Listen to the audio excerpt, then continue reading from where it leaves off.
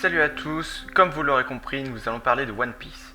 Je vais parler du fruit qui est très certainement l'un des plus efficaces, voire le plus efficace de One Piece en termes de combat. Ici je ne parle pas de puissance, car ce n'est pas le plus dévastateur. Il y a certains fruits de type Logia ou Paramecia qui peuvent être beaucoup plus destructeurs, mais ici je parle bien de l'utilité en combat et dans certains autres domaines. Bien sûr, cette idée est très objective puisque c'est seulement Oda qui peut déterminer la puissance d'un fruit. Mais alors, me direz-vous, quel est ce fruit en question? Eh bien, sachez qu'avant de vous le présenter, je vais me baser sur deux choses pour émettre mon affirmation. Premièrement, on ne connaît pas l'éveil des Logia, on ne sait pas en quoi ça consiste et on ne sait même pas si ça existe. De deux, les affirmations et les capacités de Doflamingo en tant que possesseur d'un fruit du démon éveillé, et donc les capacités qu'il apporte, environnementales, corporelles ou productives. Bien, alors le possesseur de ce fruit est dans l'image, et c'est...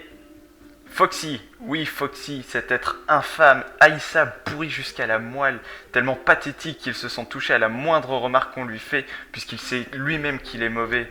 Et en plus, il a failli me faire arrêter One Piece, c'est dire comme je le hais. Donc, cet être moisi possède un fruit du démon, au premier abord peu particulier.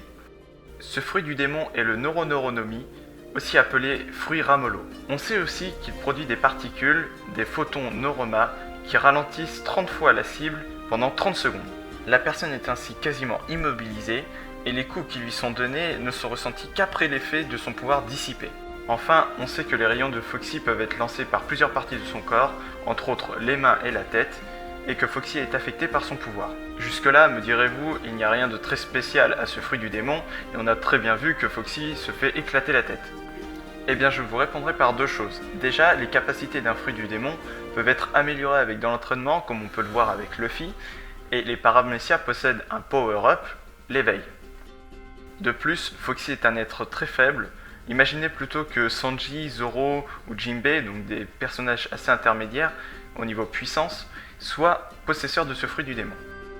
Je parle de niveau intermédiaire par rapport aux empereurs ou aux amiraux, car je sais très bien que Sanji, Zoro et Jinbei sont assez forts dans le monde de One Piece, mais loin d'être imbattables. Maintenant, passons aux choses sérieuses, je vais vous expliquer pourquoi ce fruit du démon est l'un des plus efficaces. Comme je vous le disais, les fruits du démon peuvent être améliorés. Imaginons que le ralentissement puisse se faire en un point très précis, et pas une grande onde comme on peut le voir jusqu'à présent. Il pourrait viser le cœur, entraînant un ralentissement du cœur et donnant même un équivalent d'un arrêt du cœur, ce qui pourrait être fatal pour son ennemi. Foxy peut déjà lancer ses ondes à partir de ses doigts ou de sa tête.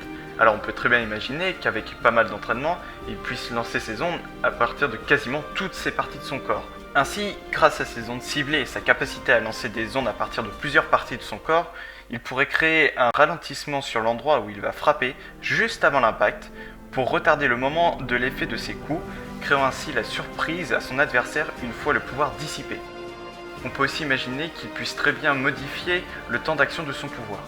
Si le possesseur du fruit arrive à affecter son adversaire à son insu, on peut très bien imaginer qu'il s'affecte lui-même, comme on a pu voir que Foxy peut se faire toucher par son pouvoir, mais avec des temps d'action différents, et ainsi créer la surprise face à son adversaire.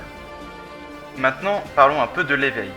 Il y a une théorie ou une proposition qui a été faite sur un site, le lien est dans la description, qui dit qu'un Paramecia pourrait atteindre le niveau d'un Logia une fois son fruit du démon éveillé. On sait que les Logia sont insensibles à leur élément, comme on peut le voir avec Kuzan et par rapport à sa glace, on voit qu'il n'est pas affecté par l'eau de sa glace, et ce qui rendrait ainsi le possesseur du fruit de ralentissement insensible à son pouvoir. De plus, une affirmation qui a été faite par Doflamingo dit qu'une fois le fruit du démon éveillé, il peut affecter son environnement. Imaginez un petit peu ce que ça pourrait donner. Une zone entière ralentie alors que lui-même n'est pas touché. Par l'intermédiaire de cela, le possesseur du fruit du démon pourrait devenir l'un des hommes les plus rapides du monde. Et si en plus le possesseur du fruit du démon possède un haki assez puissant, sans tomber dans l'excès bien sûr, et qu'il est assez puissant comme Zoro, Sanji ou Jinbei, il est extrêmement facile d'éliminer son ennemi. Et puisque le pouvoir de ce fruit du démon est d'envoyer des particules, on sait très bien que peu importe le fruit du démon de l'adversaire, il sera forcément affecté. Et pour solidifier mes dires, même si vous n'êtes pas d'accord avec la théorie que j'ai citée, excluant ainsi le fait que le possesseur du fruit Ramolo soit insensible à son pouvoir, sachez cela.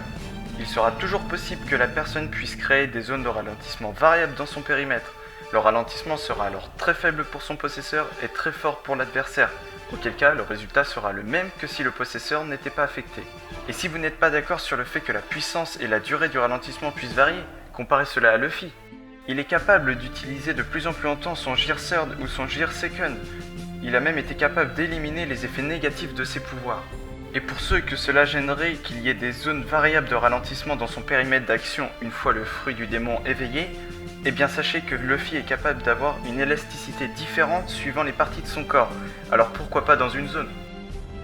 Pour terminer sur ce fruit, je vais parler des adversaires. Je vais éliminer la plupart des possesseurs de fruits du démon de type Logia, car avec un haki assez puissant, il est possible de rivaliser. Et de plus, leur pouvoir sera grandement ralenti et donc sera facilement esquivable. Mais il reste deux Logia très gênants, le Logia de Kizaru et celui de Barbe Noire. En ce qui concerne l'amiral Kizaru, il possède le fruit du démon de la lumière et donc peut se déplacer à la vitesse de celle-ci. Un ralentissement serait alors inutile, même si le ralentissement serait d'une puissance de 100.